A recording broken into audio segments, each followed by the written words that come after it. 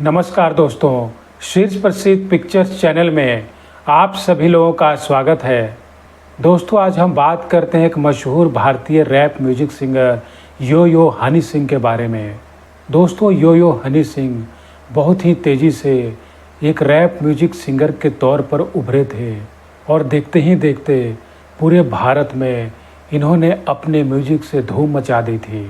लेकिन दोस्तों, एक ऐसा भी वक्त आया कि यो यो हनी सिंह अचानक ही म्यूजिक इंडस्ट्री से गायब हो गए और करीब 5 से 6 साल तक वह गुमनामी की दुनिया में रहे और लगभग 6 साल के बाद उन्होंने इंडस्ट्री में फिर से कम बैक किया।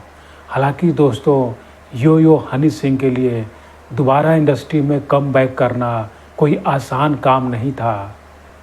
दोस्तों, यो यो हनी सिंह का जन्म पंजाब के होशियारपुर में 1983 में हुआ था। दोस्तों, इनका वास्तविक नाम हृदय सिंह था। तो म्यूजिक इंडस्ट्री में आने के बाद इन्होंने अपना नाम यो यो हनी सिंह रख लिया था। हालांकि हनी इनका पुकारू नाम था और हनी नाम से ही उनके करीबी लोग उन्हें पुकारते थे।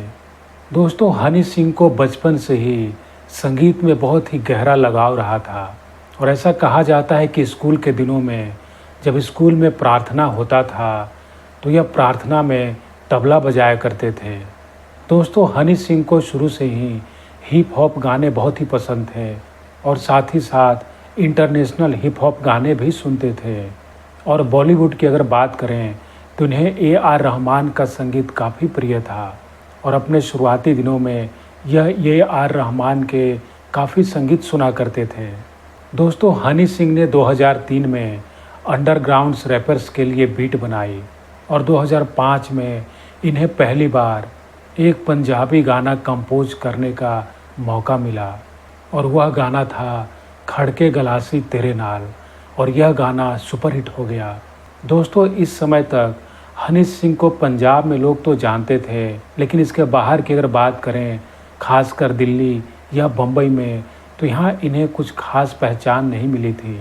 तो इस दौरान उन्होंने अपने आप पर काम करना शुरू कर दिया और वह चाहते थे कि वह जल्द से जल्द बड़े स्तर पर अपने आप को वह लॉन्च करें। और काफ़ी समय तक उन्होंने अपने आप पर काफ़ी काम करने के बाद उन्होंने अपना एक गाना लॉन्च किया और वह गाना था ब्राउन रंग। दोस्तों, यह गाना भी सुपरहिट हो गया और फिर इसके बाद तो इन्होंने एक के बाद एक कई सारे सुपरहिट गाने दिए और देखते ही देखते इनके कई सारे एल्बम भी मार्केट में रिलीज हुए और फिर वह फिल्मों में भी आने लगे। और फिर दोस्तों, यो यो हनी सिंह ने कई सारी फिल्मों में काम किया, जैसे कि Desi boys, cocktail, Bhoothnath, son of Sardaar, Ragini MMS, Jai Ho, Gabbar is back, Housefull और भी कई सारी फिल्में शामिल हैं। दोस्तों, हनी सिंह के साथ जब सब कुछ ठीक चल रहा था और वह अपने कैरियर के पिक पर थे, तभी उनके साथ एक ऐसी घटना घटी कि उस घटना ने इन्हें पूरी तरह से तोड़ दिया और इनके लिए दोबारा उठकर खड़ा होना बड़ा ही मुश्किल काम था। दरअसल दोस्तों, इस बारे में पूछने पर हनी सिंह ने एक इंटरव्यू के दौरान बताया था कि एक बार वह सुपरस्टार शाहरुख खान के साथ वर्ल्ड टूर पर गए थे। तो उस शो के करने के दौरान ही यो यो हनी सिंह की तबीयत बिगड़ने लगी और जब उनकी तबीयत ज़्यादा बिगड़ने लगी तो उन्हें शो को बीच में ही छोड़ना पड़ा। और जब उन्हें हॉस्पिटल में एडमिट किया गया तो डॉक्टर ने बताया कि उन्हें bipolar disorder with psychotic symptoms हो गए थे। तो यो यो हनी सिंह ने बताया कि अचानक से इस तरह की घटना ने उन्हें पूरी तरह से तोड़ दिया और उनके सामने सब कुछ ब्लैंक हो गया। और उस दौरान उनका स्टार प्लस पर एक रियलिटी शो चल रहा था, तो वह भी उनका बंद हो गया और कई सारे प्रोजेक्ट्स जिनका उन्होंने कॉन्ट्रैक्ट साइन किया था वो सब भी बंद हो गए।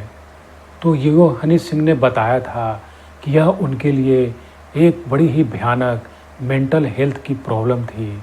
तो उन्होंने बताया था कि उस दौरान वह बुरी तरह से टूट गए थे और उन्होंने अपने घर वाले को फ़ोन किया और उनसे कहा कि वह उन्हें वापस अपने घर ले चलें, वह यहाँ नहीं रहना चाहते। और यो हनी सिंह ने बताया था कि मेरे लिए यह बीमारी इतनी बड़ी थी कि इससे कम बैक करने में मुझे 5 से 6 साल लग गए। और जब वह अचानक से इंडस्ट्री से गायब हो गए तो उनके बारे में मीडिया में तरह तरह की खबरें फैल रही थीं, जैसे कि वह ड्रग के आदी हो गए हैं, जिसके चलते अब वह काम नहीं कर सकते। ड्रग्स की लत ने उन्हें बुरी तरह से जकड़ लिया है, शायद अब वह बच भी ना पाएँ। तो यो हनी सिंह ने बतलाया था कि उनके बारे में इस तरह की कई सारी भ्रामक खबरें मीडिया में फैल रही थीं, जबकि सच्चाई में ऐसा कुछ नहीं था। तो उन्होंने इस बात का जवाब दिया था और कहा था कि अगर मैं ड्रग एडिक्टर होता तो मेरे इतने सारे फैंस मुझे प्यार नहीं करते और ना ही मेरी फैमिली वाले मेरे साथ खड़े होते। तो यह कुछ मुट्ठी भरी लोग थे जो मुझे बर्बाद करने पर तुले हुए थे। लेकिन मैं अपने फैंस का शुक्रिया अदा करना चाहूँगा कि उस बुरी स्थिति में भी मेरे फ़ैन मुझसे प्यार करते रहे, मेरे लिए खड़े रहे। और मैं अपने परिवार का भी शुक्रिया अदा करना चाहूँगा कि इस ख़राब दौर में भी, इस ख़राब परिस्थिति में भी मेरा परिवार मेरे साथ खड़ा रहा।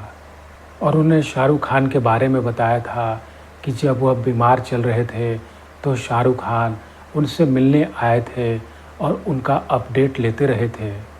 दोस्तों, यो हनी सिंह ने अपने बुरे दौर को पीछे छोड़ते हुए उन्होंने फिर से ज़बरदस्त तरीके से कमबैक किया है और इंडस्ट्री में पहले की ही भांति फिर से अपने एल्बम और गानों से वह छा गए हैं।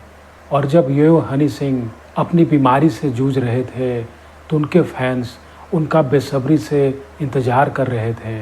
और दोस्तों, यो हनी सिंह फिर से संगीत की दुनिया में एक रैप म्यूजिक सिंगर के तौर पर वह अपनी कामयाबी की सीढ़ी पर चढ़ते जा रहे हैं। धन्यवाद।